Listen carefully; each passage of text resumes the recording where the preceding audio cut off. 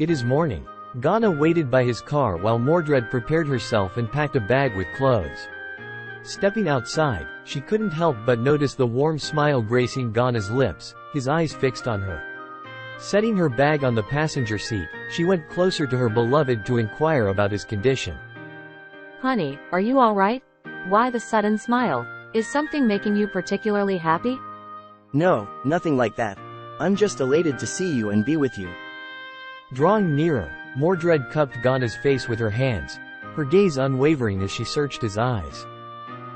Are you sure? You seem a bit different. Are you high? What? No, I'm not under the influence of anything. I'm perfectly fine. Is it so unusual for me to smile when I'm around you? Mordred caught a hint of a fragrance in the air, a subtle perfume that wasn't Ghana's. And why do you smell so alluring? Are you wearing perfume? Or did you perhaps meet someone else while I was still inside the house? No, I haven't seen anyone else. You're the only person I've been with. Then why are your lips slightly moist? Oh, come on, darling. You're the only one who's ever kissed these lips. Who else would I be kissing? A squirrel? Mordred smirked, finally satisfied. Well, at least I can confirm you're not lying. Actually, there's something I've been meaning to ask you. Did you truly engage in battle with your father during the Battle of Camlin? Yes, that's correct. Why do you ask? Do you harbor hatred towards your father, even after all this time? Not in the slightest. I never hated my father. Back then, I despised everything she loved. I swore to destroy everything she cherished, but I never wanted to kill her no matter what. Do you forgive your father then? In the past, no. But now, yes, I can. Besides, I think I was at fault too. My impatience not only destroyed her kingdom, but also pushed her to kill me. She might have been the worst father in the world, but she is still my father. No matter the reasons for her not acknowledging me, I should have never acted like a brat towards her. Besides, I have a lover now. I have you. And my life feels complete, with or without a crown on my head. As time goes on, you find yourself able to forgive your father. Yep, it's not time that heals the past, but introspection that allows you to forgive and move on. In the past, I demanded acknowledgement and love from my father. I was wrong. When we love each other, honey, I learned that love is something you need to achieve. If I stayed passive about my feelings or worse, demanded your love, I could never truly be your lover. I expressed my love boldly, accepting the possibility you might not love me back, but it's genuine and true. Introspect yourself throughout the passing of time. Darling, I have to call someone. Huh? What happens? Ghana searched for a number on his cell phone and made a call, speaking to someone on the other end. Listen, just listen. I know we've had our issues, and I won't deny that. But please, in the name of God, do not follow your friend's lead. Do not summon a servant if he asks you to. Deny him. Go somewhere safe and do the summoning there. Mordred heard a woman's voice over the phone. Just remember what I said. I'll see you at that place. I wish you luck. What was that all about? Out of nowhere, Ghana's attitude changed after the call. He even stopped smiling like before. Someone I used to dislike. Come on, let's get going. We have a 6-hour drive ahead of us to Fayuki City. Mordred and Ghana get into the car, with Ghana taking the wheel and driving towards Fayuki City. While she is tuning the radio channel in the car to listen to music, curiosity gets the better of Mordred, and she can't help but inquire about the phone call.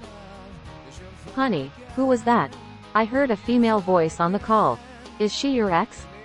What? Are you feeling jealous? Jealous? Me? Oh, that's quite the accusation towards the Knight of the Round Table. What reason would I have to be jealous? I'm Mordred Pendragon, the next heir to the throne. Why should I be envious of some random woman? It's nonsense.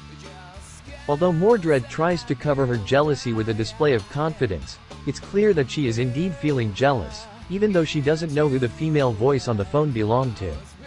Mordred attempts to mask her jealousy with her usual cockiness.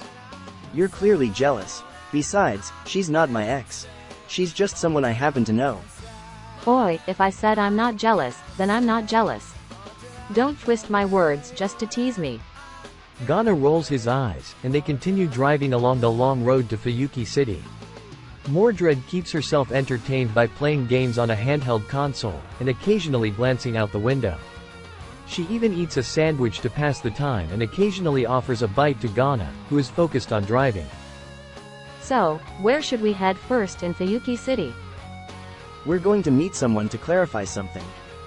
Hey, honey, I'm not Merlin, capable of deciphering riddles or smart enough to guess what you're up to. Just say it without the cryptic words. We're meeting someone who is responsible for my parents' death. Mordred senses the weightiness in his words. She doesn't want to press him further and risk causing any emotional distress. As they continue driving, Mordred eventually falls asleep in the car. When she wakes up, it's already sunset and they have arrived in Fayuki City. However, Ghana keeps driving, and Mordred silently gazes out of the window, choosing not to engage in conversation. Nighttime arrives, and they reach a wooded area just outside of Fayuki City. Ghana parks the car on the side of the road. Is this the place where you wanted to meet that person? Yes, it is. There is a small cabin not far from the roadside. Ghana walks towards the cabin, with Mordred by his side. Mordred remains on high alert, her senses sharpened. Honey, there's a servant in that cabin. I know. Mordred feels a hint of annoyance that Ghana doesn't respond in his usual manner, but instead gives a brief answer. She keeps her composure in check and moves closer to the cabin. As they approach, the door opens, revealing two figures. They become clearer as Mordred and Ghana get closer, two women standing side by side. Honey, who are they? One is a Lancer-class servant, and the other is Bazit Fraga McRemitz. You look skinnier, Ghana. You look alive. I see you followed my advice.